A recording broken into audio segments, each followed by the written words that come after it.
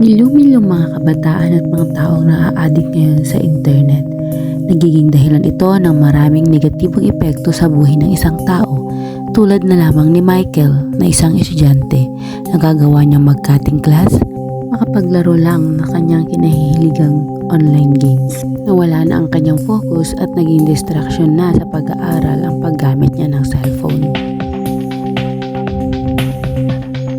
Maging sa silid-aralan ay hindi na niya maiwasan kahit ang guro ay nasa kanyang harapan. Nagagawa niya na rin lumiban sa klase upang tumambay lamang sa internet shop upang pagpatuloy ang kanyang kinahihiligang online games. Maging sa kanilang tahanan, hindi na makakain ng wasto dahil ayaw itigil ang paglalaro.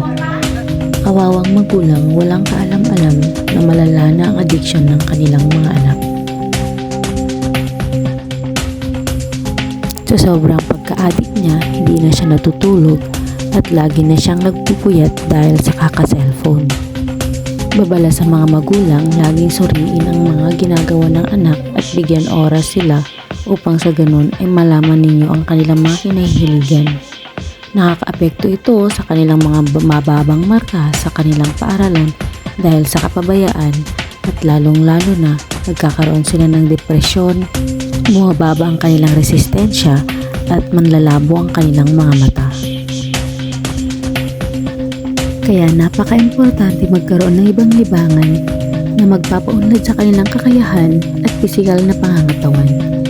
Makihalubilo sa mabubuting kaibigan, edukasyon ay pahalagahan dahil ang sobrang pagka-addict ng social media ay walang maidudulot na maganda.